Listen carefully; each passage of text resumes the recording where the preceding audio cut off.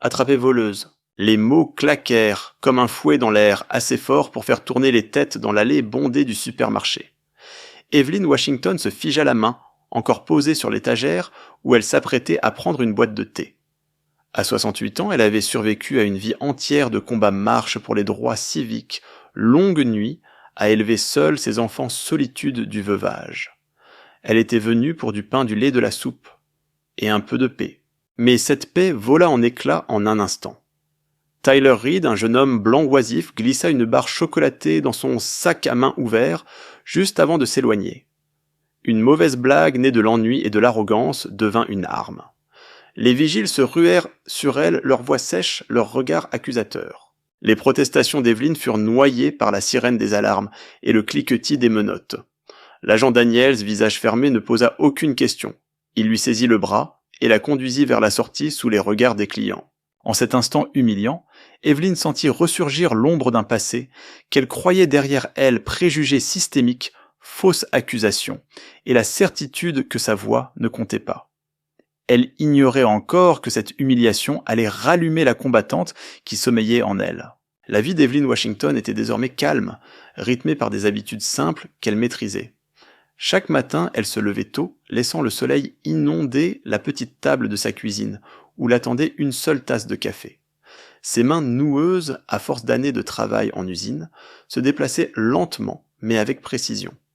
Dehors, son jardin était son sanctuaire rangé de choux verts tomates et herbes aromatiques qu'elle entretenait avec soin la terre meuble sous ses doigts.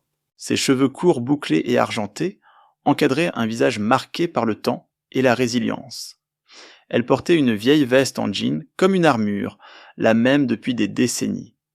Les inconnus voyaient en elle une femme âgée, avançant doucement dans la vie.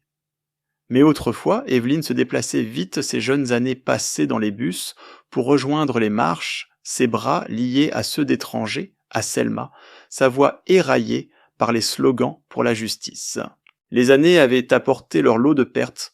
La mort soudaine de son mari avait laissé une maison vide. Ses enfants adultes et éloignés l'appelaient quand ils pouvaient. Elle préférait éviter le tumulte du monde, trouvant refuge dans de petites sorties comme ses courses hebdomadaires. Ce jour-là avait commencé comme tant d'autres ses pensées tournées vers le thé et le livre qui l'attendaient à la maison. Mais au fond d'elle, le souvenir du traitement que lui avait réservé le système autrefois de fausses accusations lors de manifestations des policiers refusant de l'écouter n'avait jamais disparu. Alors, quand la main du jeune policier s'abattit sur son bras au supermarché, la surprise fut vive, mais pas inconnue. Elle aurait pu reculer, se taire. Pourtant une voix intérieure, forgée dans le feu de ses luttes passées, murmura le silence sait se rendre. Arrivée au poste, Evelyn savait déjà, elle ne laisserait pas passer ça. Les néons du poste de police bourdonnaient au-dessus d'Evelyn, un son sec et constant qui se mêlait aux battements rapides de son cœur. L'agent Daniels la mena jusqu'au bureau d'enregistrement sans lui poser la moindre question, sa poigne ferme mais dénuée de toute humanité. Elle sentit immédiatement qu'à ses yeux le verdict était déjà rendu. « Je dois parler, dit-elle, sa voix ferme, malgré le léger tremblement de ses mains. Quelqu'un a mis cette barre chocolatée dans mon sac. Je n'ai rien pris. Daniels ne leva même pas les yeux. Vous expliquerez ça au tribunal. Ces mots la frappèrent comme un écho du passé. Elle avait déjà connu cette scène, un autre bâtiment, une autre année, mais le même mur d'indifférence. Autour d'elle, personne ne croisa son regard. Le jeune employé au bureau baissa la tête sur son clavier. Les autres policiers, assis dans un coin, continuaient leur conversation à voix basse, comme si elle n'existait pas. Quelques minutes plus tard, la porte s'ouvrit, et M. Harlan, le directeur du supermarché, entra. Sa chemise blanche, impeccable, sa cravate parfaitement ajustée, et ce sourire froid qui la fit frissonner. « C'est elle, déclara-t-il, désignant Evelyn comme un objet. Nous l'avons prise sur le fait. »« Je n'ai rien volé, répondit-elle d'une voix assurée. Harlan haussa les épaules avec un faux soupir. Malheureusement, la caméra de cette allée est en panne depuis des semaines. Mais nos employés l'ont vue, et nous devons appliquer notre règlement. Evelyn sentit son estomac se nouer. Caméra cassée, témoin convenable, tout semblait bien trop commode. Même si la vérité leur faisait face, ils refuseraient de la voir. On prit ses empreintes, on la photographia, puis on lui remit une citation pour vol à l'étalage. Daniels se pencha vers elle, sa voix basse mais coupante. « Si vous avouez, on boucle ça vite. Sinon c'est le procès. Et croyez-moi madame, aucun jury ne vous croira à notre place. » Un piège ? Avouer, c'était accepter la tâche sur son casier. Se battre, c'était entrer en guerre contre une machine faite pour écraser. Evelyn sentit son cœur cogner, sa respiration s'accélérer, mais elle se mura dans le silence. En quittant le poste, elle croisa d'autres femmes dans la salle de détention. Regard méfiant, corps recroquevillés. Certaines lui adressèrent un signe de sympathie, d'autres un regard résigné. Combien d'entre elles avaient été piégées par les mêmes préjugés? Le soir même, en rentrant chez elle, le mal était déjà fait. Un média local avait publié l'histoire, une femme âgée accusée de vol à Harlan's Market. Les commentaires en ligne étaient impitoyables, inconnus la traitant de profiteuse, de menteuse, de voleuse professionnelle se cachant derrière son âge. Elle trouva 2 messages vocaux de sa nièce. Le premier inquiet mais hésitant, le second froid et sec lui conseillant d'abandonner avant que les choses empirent. Mais Evelyn savait qu'elle ne le ferait pas. Le silence cette fois n'était pas une option. Cette caméra cassée la hantait. Pourquoi pointait-elle directement vers le rayon thé? Et pourquoi Tyler Reed, ce jeune homme qu'elle avait remarqué plus tôt, traînait-il dans les allées sans rien acheter? Elle n'avait pas encore toutes les réponses, mais elle avait sa détermination. Et la détermination, se dit-elle, l'avait déjà portée à travers des nuits bien plus sombres.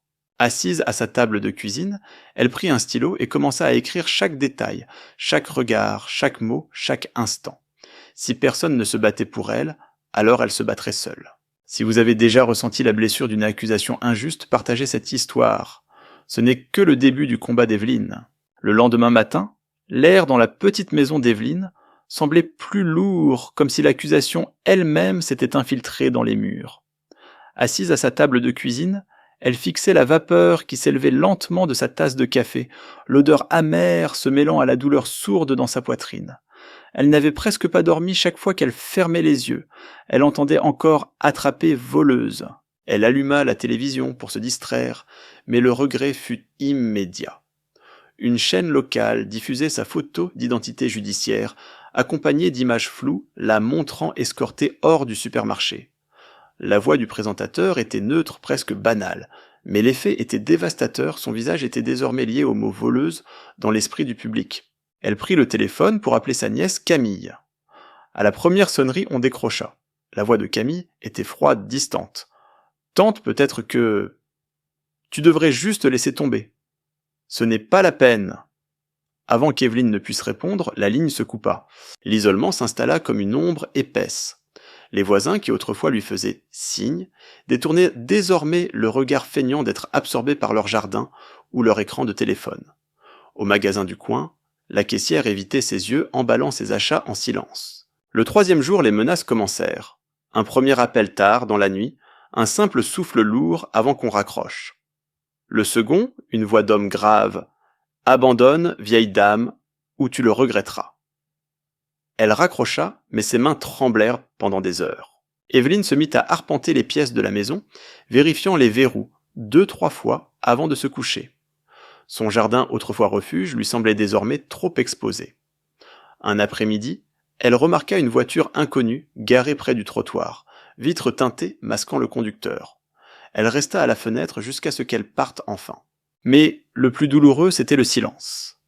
Silence de ses amis, de longue date, silence du groupe de l'église, silence de la communauté pour laquelle elle avait autrefois marché, comme si ces décennies de service, ces bleus reçus lors des manifestations, ces heures de bénévolat, ces dons avaient été effacés par un seul titre de journal.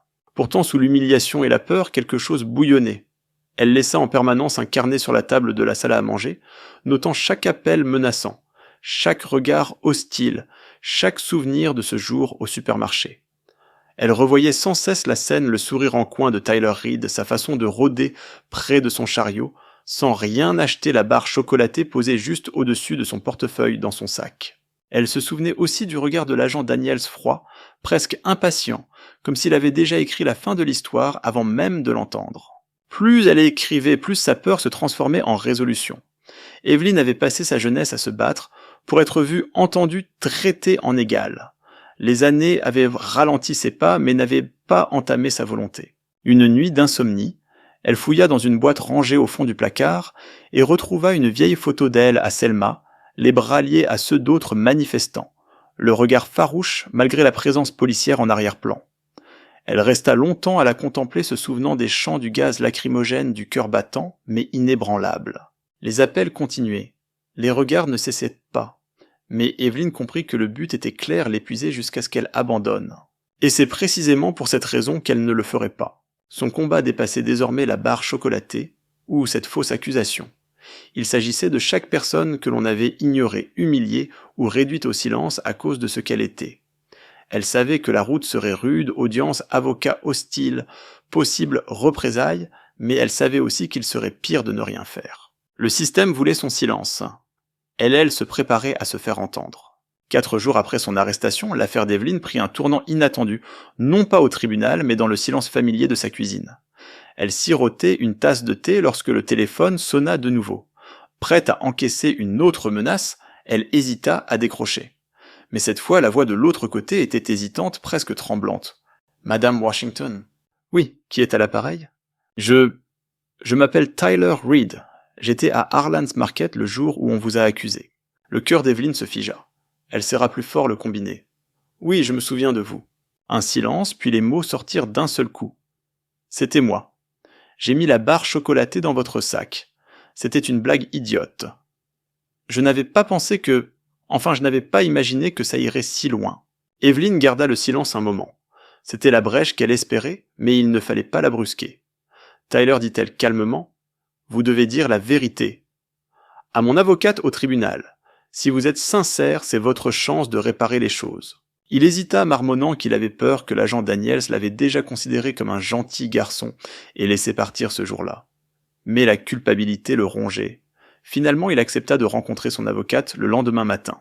Quand Evelyn raconta l'appel à Mick Carter, son avocate, les yeux de cette dernière s'illuminèrent. Ça change tout. S'ils témoignent et si on peut obtenir la moindre image de surveillance, on peut démolir leur dossier. Elles agirent vite. Mick Carter organisa un enregistrement vidéo de la déclaration de Tyler. Il avoua tout l'ennui qui l'avait poussé à la suivre le moment où il avait glissé le chocolat dans son sac alors qu'elle ne regardait pas ses rires avec des amis avant que la nouvelle ne diffuse sa photo comme celle d'une criminelle. Mais la véritable révélation vint quand Mick Carter obtint par citation judiciaire les registres de maintenance des caméras. Ce qu'elle y trouva était accablant. La caméra de l'allée, du thé prétendument hors service, avait en réalité été réparée et parfaitement fonctionnelle 2 semaines avant l'incident. Assise dans le bureau de son avocate, Evelyn écouta en silence. Donc, dit-elle enfin, la caméra a toujours fonctionné. Et ils ont menti. Exactement, confirma Mick Carter. Ce n'est plus seulement une affaire pour laver votre nom, c'est une affaire pour révéler une fraude délibérée. Cette nuit-là, Evelyn ressentit un mélange de peur et d'anticipation. Le combat serait dur, les gens comme Harlan ne lâchaient pas facilement prise. Mais pour la première fois depuis son arrestation, elle se sentit moins seule. Pour protéger Tyler des pressions, elles décidèrent de garder ses preuves secrètes jusqu'au moment stratégique. Evelyn contacta aussi d'anciens camarades de lutte, ceux qui savaient mobiliser l'opinion publique discrètement, mais efficacement. Si son histoire atteignait les bonnes oreilles, ce ne serait plus seulement une vieille dame face au supermarché et à la police, mais un mouvement entier qui exigerait des comptes. Pour la première fois depuis longtemps, un sourire discret effleura ses lèvres. En refermant son carnet ce soir-là, une question résonnait dans son esprit. Quand viendrait le moment de tout révéler, jusqu'où serait-elle prête à aller pour que justice ne soit pas seulement rendue, mais vue? Le jour du procès arriva un jeudi matin gris. Les marches du tribunal étaient glissantes de pluie, l'air humide collant à la peau d'Evelyn. Elle avançait lentement mais avec détermination. Mick Carter, à ses côtés, sa veste en jean bien fermée jusqu'au col. Du coin de l'œil, elle aperçut les flashs d'appareils photo. Les journalistes locaux avaient flairé l'histoire après les rumeurs circulant sur Internet. À l'intérieur, la salle d'audience bourdonnait de murmures. Monsieur Harlan siégeait à la table de l'accusation. Costume impeccable, posture arrogante. L'agent Daniels se tenait près de la barre des témoins, bras croisés, le regard fixé droit devant lui. Quand le juge entra, le silence tomba. L'accusation ouvrit les débats. Une femme âgée surprise en flagrant délit de vol. Une barre chocolatée trouvée dans son sac. Une caméra cassée, malheureusement incapable de fournir des images. Mais Mick Carter se leva avec un calme précis. « Votre honneur, avant de poursuivre, nous avons de nouvelles preuves à soumettre. » D'abord, elle fit écouter l'enregistrement de Tyler Reed. Sa voix tremblait, mais restait claire. C'était moi. Elle n'a rien volé. J'ai mis la barre dans son sac pour plaisanter. Je ne pensais pas que... Les mots s'arrêtèrent, mais l'impact était net. Le procureur protesta, affirmant que la déclaration avait été obtenue sous pression. Me Carter répliqua en appelant Tyler à la barre. Sous serment, le jeune homme répéta sa confession.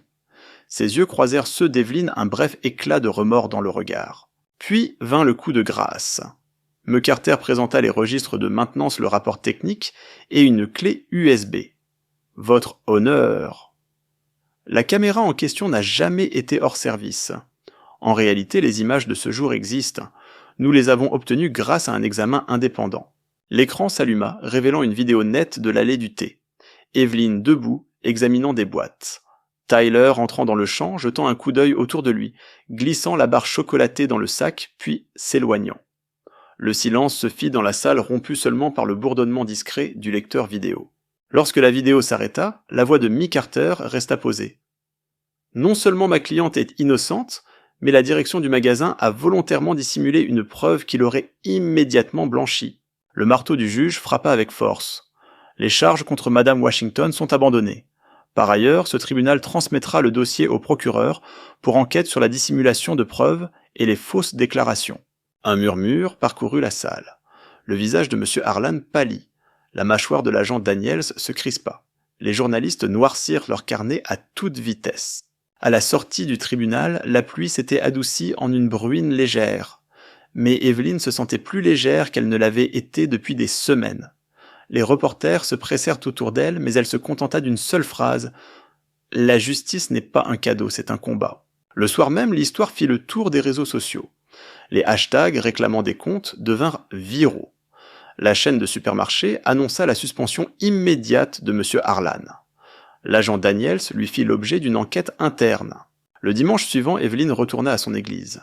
Quelques têtes se tournèrent vers elle non plus avec suspicion, mais avec un respect discret. Une jeune femme de la congrégation s'approcha, lui prit la main. « Vous avez tenu bon, dit-elle doucement. »« Ça compte. » Evelyn esquissa un sourire. Elle savait que la bataille n'était pas terminée, le système ne changeait pas en un jugement. Mais elle avait récupéré ce qui lui importait le plus, sa dignité.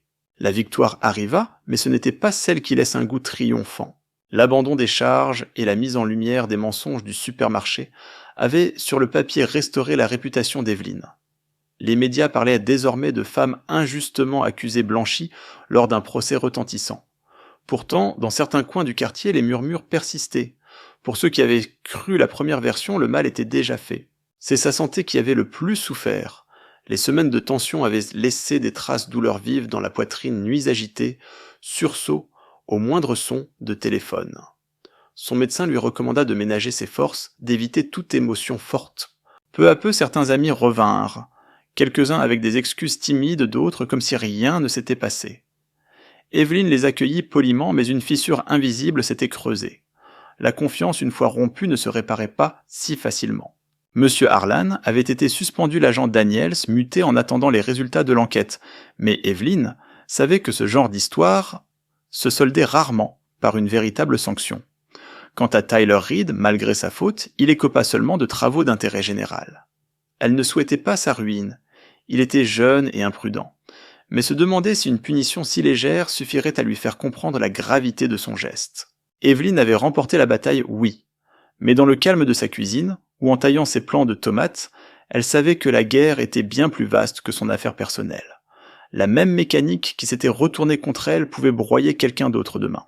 La justice, elle le comprit, n'est jamais simple ni complète. Elle laisse des cicatrices sur la réputation, sur les liens sur le corps. Et même si elle restait debout, elle n'en sortait pas indemne. Ce soir-là, elle sortit dans son jardin sentant la terre humide sous ses chaussures. L'air frais portait l'odeur apaisante de la menthe et du romarin. Elle inspira profondément, laissant le silence l'envelopper. Ce combat lui avait coûté cher, mais elle était encore là, encore debout. L'histoire d'Evelyn va bien au-delà d'une victoire judiciaire. Elle agit comme un miroir révélant les manières discrètes mais dangereuses dont l'injustice s'infiltre dans le quotidien. Elle montre comment une seule fausse accusation peut briser la dignité, la santé et la place d'une personne au sein de sa communauté, et comment la vérité même évidente doit souvent être arrachée de haute lutte. Pour ceux qui l'écoutent, Son parcours est un rappel que la justice n'est pas un processus passif. Elle n'apparaît pas simplement parce que l'on a raison, il faut la réclamer, la défendre et la poursuivre avec persistance, même lorsque tout semble perdu. Le courage d'Evelyn n'était pas flamboyant, mais solide, forgé par des années, à savoir ce que c'est que d'être réduite au silence et à choisir encore et encore de parler malgré tout.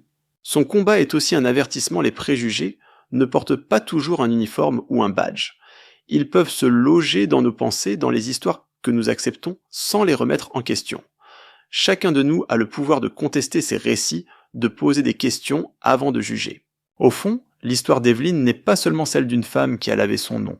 C'est une invitation à défendre sa propre vérité et à se tenir aux côtés de ceux dont la voix est ignorée. C'est planter des graines de changement, même si l'on sait qu'on ne verra peut-être pas leur floraison. Car parfois la plus grande victoire n'est pas de gagner pour soi, mais de rendre la route plus claire pour celui qui viendra se battre après nous. Le combat d'Evelyn nous rappelle que la vérité et la justice valent qu'on se lève quel qu'en soit le prix.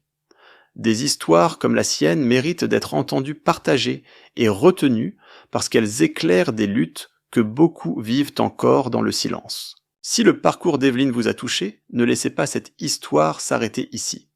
Cliquez sur la prochaine vidéo à l'écran pour découvrir d'autres récits réels de courage et de résilience. Partagez vos impressions dans les commentaires, votre voix compte dans cette conversation. Et abonnez-vous gratuitement pour que ces histoires continuent de vivre.